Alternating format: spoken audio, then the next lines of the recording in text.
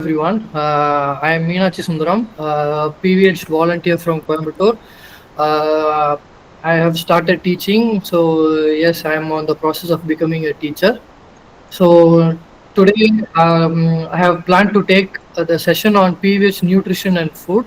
Uh, I hope everyone will benefit from this class and learn a few things about food. I'll start my presentation. So the topic which we are going to see today is PVH nutrition and food. We all know in we have in the various types of hygienes which we practice in PVH. A major part of physical hygiene is food and diet, which Siva sir always insists on everyone. It's a very crucial part of our health, which only after which the body will respond to our healing. So, starting with this one, before going into the nutritions of the food from which we eat, there are a few enzymes that are liquids that are secreted by our digestive system and the organs. The secretions are called as enzymes. They help in the digestion of different kinds of nutritions in our. For example, starting with this one, the first one is the saliva. The saliva is secreted by the salivary glands near our mouth. And a few enzymes which the saliva has are the first one, the amylase, the lysozyme, and the lipase. These are the ones that take care of the digestion of the carbohydrates and fats inside the mouth itself. That is why that is the job of the saliva, and to make and to break down all the small food which we eat into smaller molecules, and also to lubricate them, which goes inside the esophagus, that is the food pipe, and also the digestion starts in the mouth itself. So the saliva starts breaking down the carbohydrates into very small particles in the mouth itself.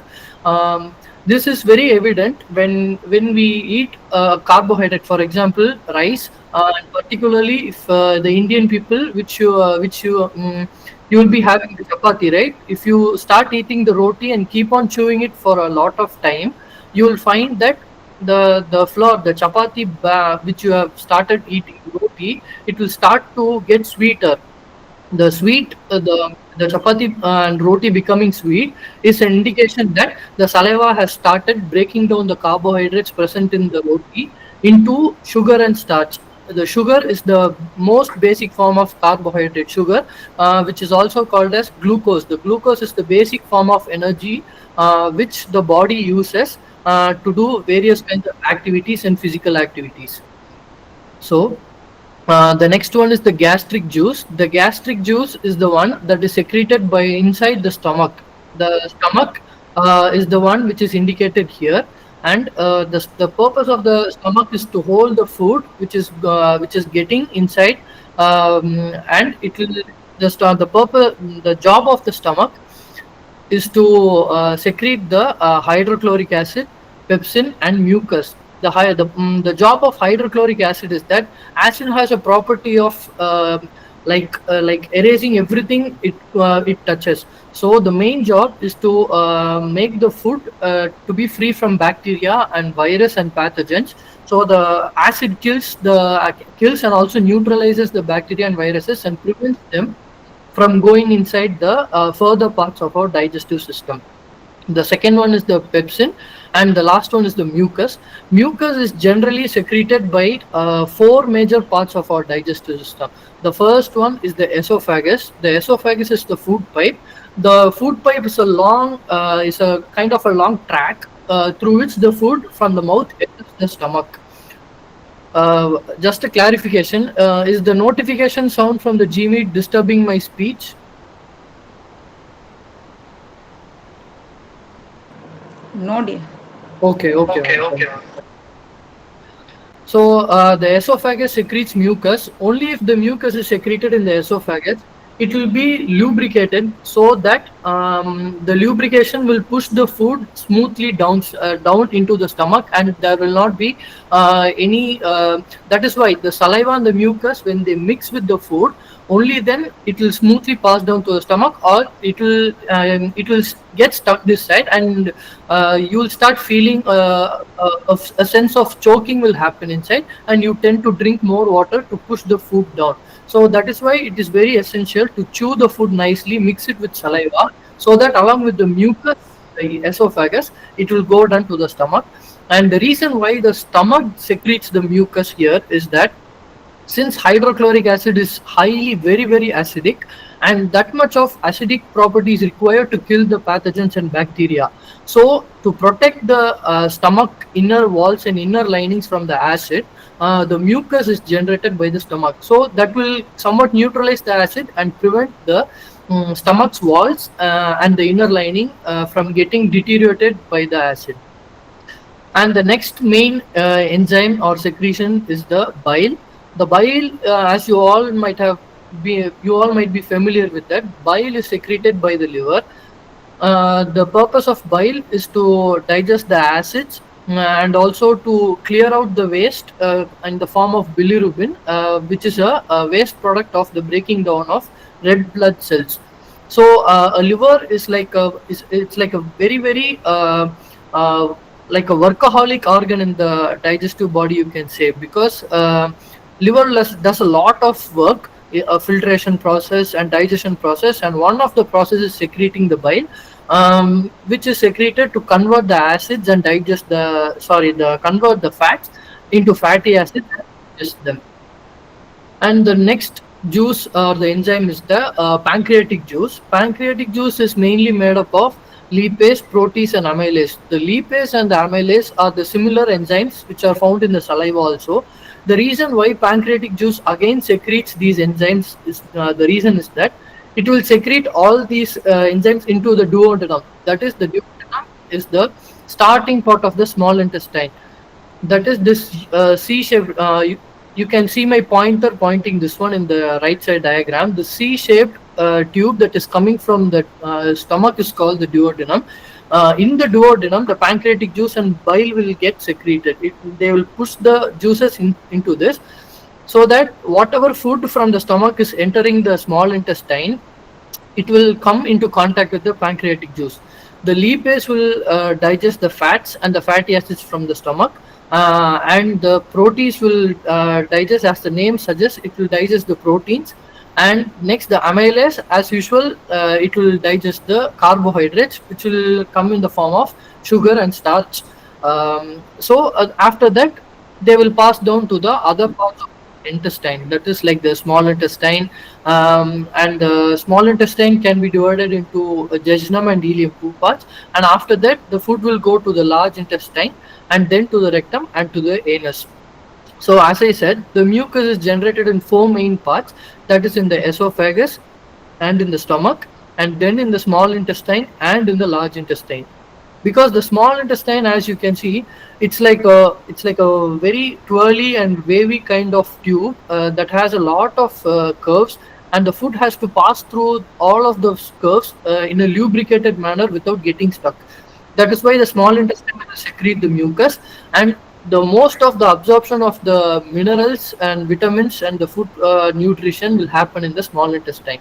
And then the food passes on to the large intestine. The large intestine does the absorption of some of the nutrients, and also to that is the colon part of the large intestine will absorb the water content and all the electrolytes required by the body. And so because since the water content from the food is also getting absorbed, the food should not tend to get stuck inside the colon and large intestine. So the large intestine secretes a lot of mucus to help the food pass through it and right there to the rectum. So that is the purpose of the mucus, which the every part of our digestive organ secretes to pass the food. So moving on to the nutrition, the first and foremost nutrition which will be seen are the carbohydrates. Uh, the main food nutrients can be classified into macronutrients and micronutrients. Macronutrients are the ones that are required in a large quantity, and the micronutrients are required in smaller quantities. So the macronutrient, it's because the micronutrients are required in smaller quantity, but are very essential, and they are a must requirement, but in smaller quantities. While the macronutrients are required in larger quantities for our daily functioning of the body, and for various reasons like immunity, and also to keep your body safe and protective. The micronutrients are required in smaller quantities, but are very, very essential. So the first macronutrient which we'll be seeing is carbohydrates. Carbohydrates can be classified into sugar and starch mainly. Sugar is then further classified into glucose and fructose and sucrose. And starch. Starch is the thing which you can easily find. Is a kind of carbohydrate which is readily available in many vegetables and whole grains, like in white rice, and in potatoes, and in wheat, and in maida. Everything contains starch, and a part of sugar also is present in this. So the whole grains are usually rich in carbohydrates, like this picture suggests. All the carbohydrates which are having are present in these fruits, and whatever is sweet will definitely have carbohydrate in the form of sugar. And also the whole grains like wheat, and rice, and processed flour like maida, and also you can see the pasta, noodles, everything which is made up of the whole grains contains carbohydrate. And also the processed food, it also contains a lot of carbohydrates and a lot of fructose. Fructose is a form of sugar, we'll go later into it. And there is a very little fiber present in processed flour. So that is the reason why we do not advise going into the white flour, and taking a lot of whole grains other than these. Like in India we have a lot of millets like ragi, and in Tamil they used to call it as kambu, and a lot of other pulses and whole grains are available, like barley, and also red rice and brown rice, and even black rice is available. All of these contain a lot of other nutrients, and a lot of fiber and vitamins and minerals along with the carbohydrates. So as a preference from white rice and just wheat, you can go take these alternatives, so that it will be easier on our body also, by taking not just sugar. And so the next thing is that I have listed some of the foods which we tend to intake. That is the honey, country sugar, and maple syrup, fruits, and palm. From in India, mostly I am not familiar with other countries, but in India we have kind of a misconception saying that honey is directly coming from the nature, it is pure, and country sugar is safer than white sugar, and maple syrup and fruits I'm taking in fruits, and I am taking in sugarcane juice. Even there is a small misconception that sugarcane juice is good for diabetes. All of these are highly very misunderstood facts, because honey, country sugar, maple syrup, even highly sweet fruits like watermelon, mangoes, and bananas, and sugar cane, and even palm sugar, all of them contain sucrose. Sucrose is sugar which is a highly which contains fructose and glucose. They can easily raise your blood sugar levels, and the misconception that these all are better than sugar is a misunderstanding.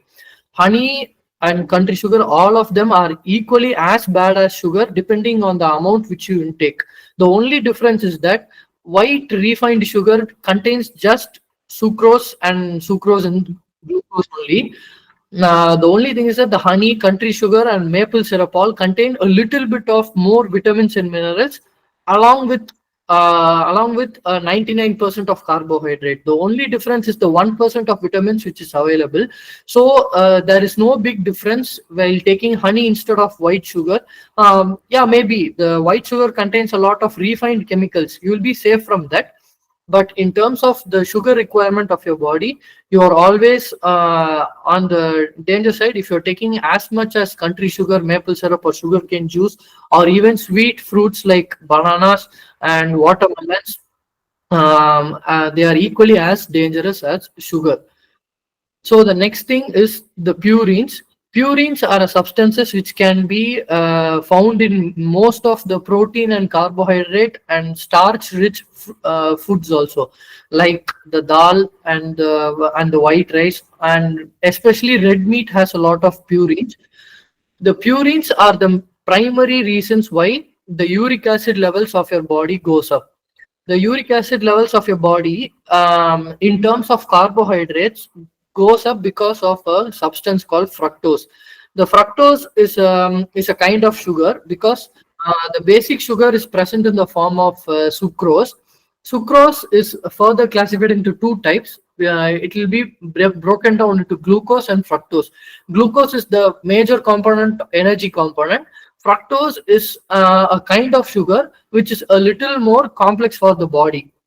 So, when you eat a lot of fructose containing foods, mainly like in terms of carbohydrates, like rice has fructose, wheat has fructose, and also rice has purines also, and also wheat has purines. So, when you tend to take a lot of rice and wheat alone, it will break down the purines and also the fructose, and eventually your uric acid levels will rise up. The dangers of having your uric acid levels to a high high level in your blood will lead to many health effects like the gout and arthritis. All those problems of uric acids and all we'll be covering a little bit in the later slides if we have time today, or maybe in the next class. And how to heal the gout and arthritis, everything I have listed, I'll be telling you in a detailed manner. So this is just an introduction to why high level of fructose and purines will lead to uric acid levels, because the fructose has a different kind of metabolism which is going to be followed by the body, and breaking down of the fructose will lead to a hormone called as the ATP. The ATP will be released in the blood, and it will eventually lead to the rise of uric acid levels. And since I told the carbohydrate is a macronutrient, carbohydrates are usually measured in terms of grams. That is what I have listed here as measured in G. The next thing is that the having taking in too much of carbohydrates is nothing but taking in too much of starch and sugar. Starch and sugar both are broken down into glucose, and when the glucose levels in your blood start rising, your pancreas will start its duty of secreting the insulin. When the pancreas starts secreting the insulin is like a transportation medium which takes the glucose from the blood to the cells where they require energy, or they require the glucose to do all of their regular work and metabolism work. So when that is not happening, when the pancreas is not secreting enough insulin, this will lead to a increase in the blood sugar level. And also when your body is not able to utilize the insulin and it is resisting the insulin, that will also increase the glucose level in your blood. This is mainly what is termed as diabetes or sugar problems. So the type 1 diabetes is because of the insulin shortage. That is, your pancreas will not be secreting the required amount of insulin which is required by your body. And the second type of diabetes is your body's immune system will start resisting insulin, and it will start seeing it as a foreign substance which is present in your body, and it will not respond, or it will not absorb the insulin. When insulin is not getting absorbed, the glucose cannot be transported to the cells where it is required. So your cells will not get energy, and also the glucose in the blood levels will also rise. And there is a gap between these two because insulin is not getting secreted. So when this happens, you tend to get tired because your cells are not receiving the insulin, and the required nutrients are not going to the cells. This is the main problem, and this is the main two types of diabetes which usually occurs due to high sugar. And the previous thing, healing of wounds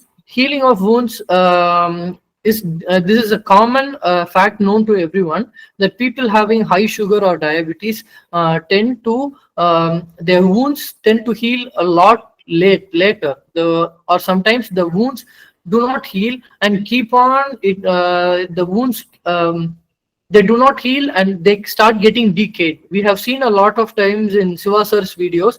He used to keep insisting that when your wounds are not healing, stop your sugar, and change your diet, change your diet. The main primary fact is that the sugar present in your blood is always the food for the bacteria and pathogens. They provide energy to them also.